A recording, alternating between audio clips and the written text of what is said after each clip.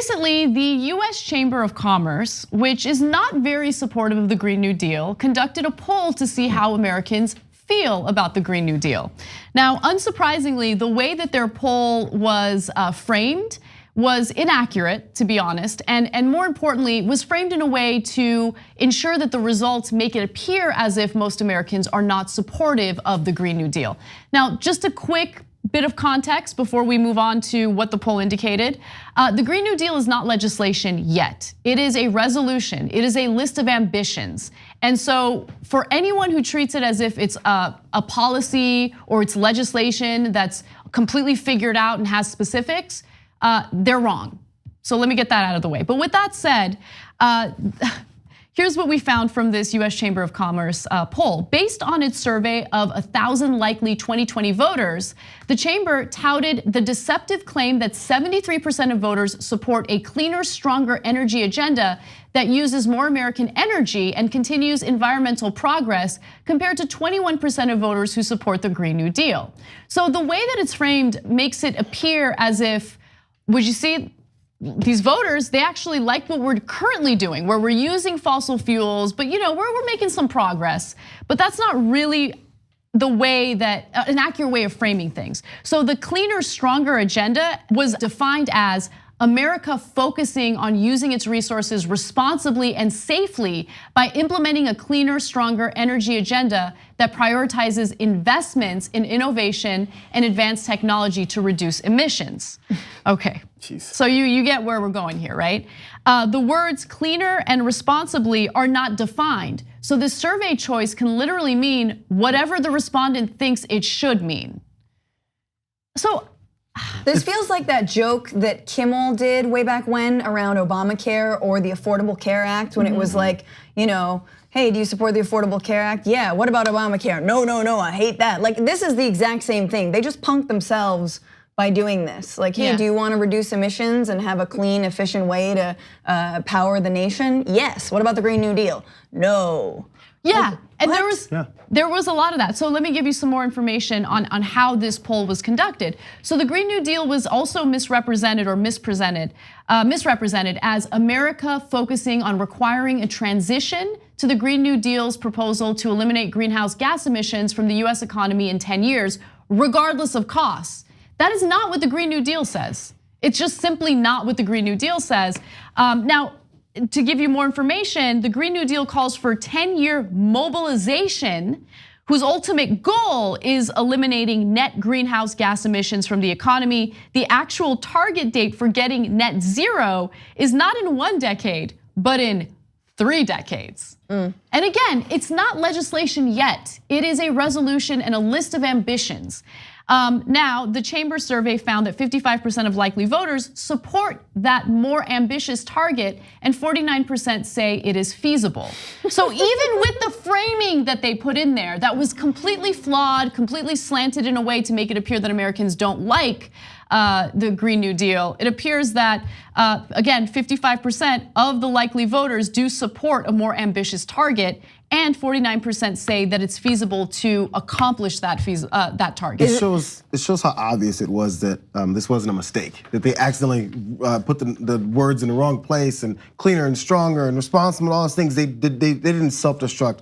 They purposely repositioned where things were so it could fit their agenda. So that wasn't a mistake in the first place. But it also comes to the fact of this pompous approach to your poll. They think so much, oh my God, no one wants anything different than what I want. You're sitting in your bubble, and then you don't want to ask a question that you don't know the answer to yet. And then when you get the wrong answer, you have to find a way to scramble and flip it and change what it really means, because that's a little bit embarrassing.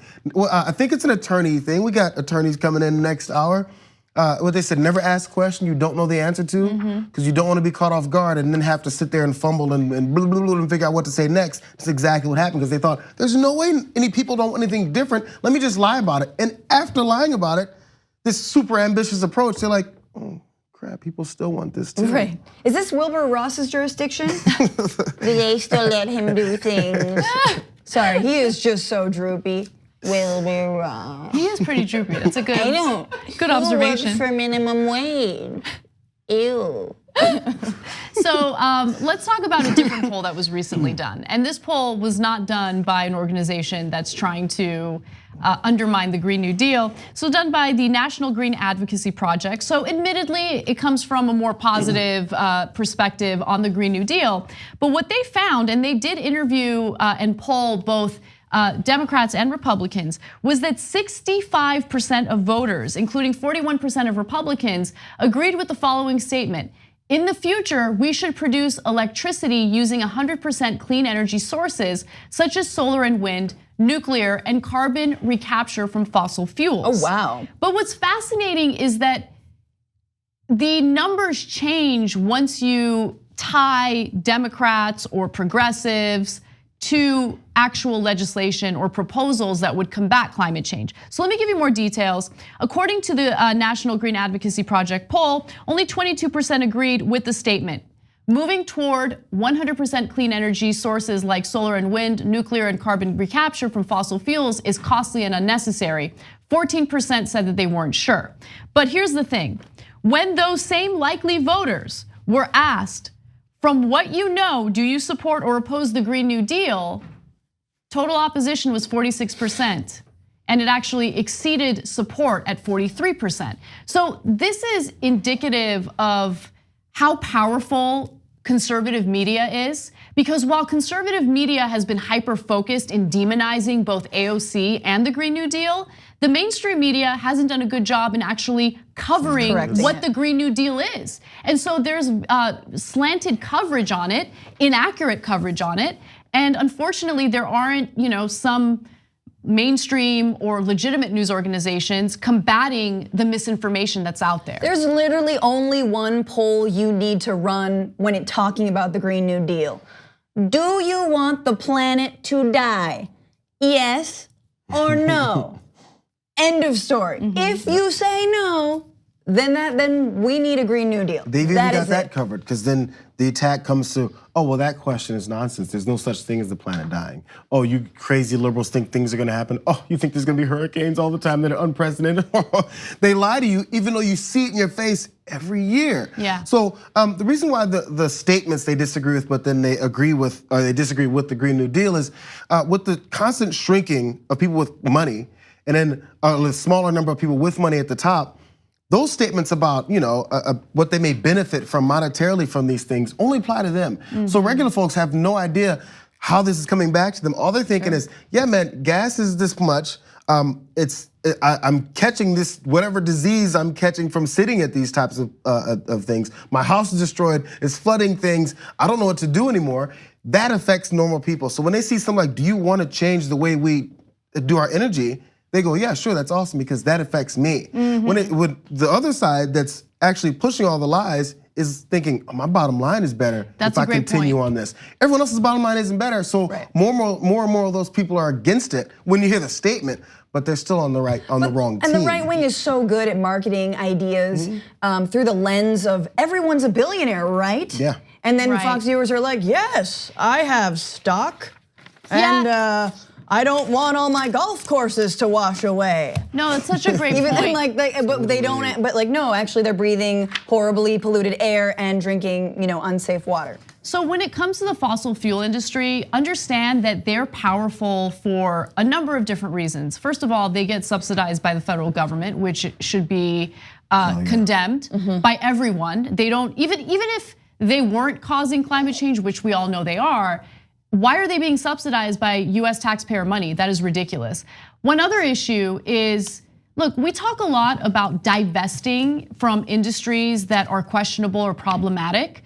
And a lot of people who are, putting money in their 401ks or putting money in certain banks don't realize that unwittingly they're investing in these fossil fuel industries, which is why it's so important to know where you're banking.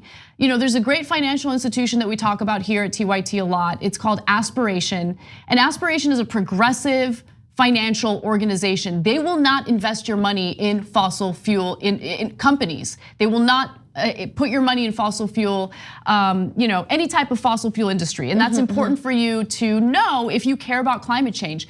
Don't empower these industries by investing your money in them.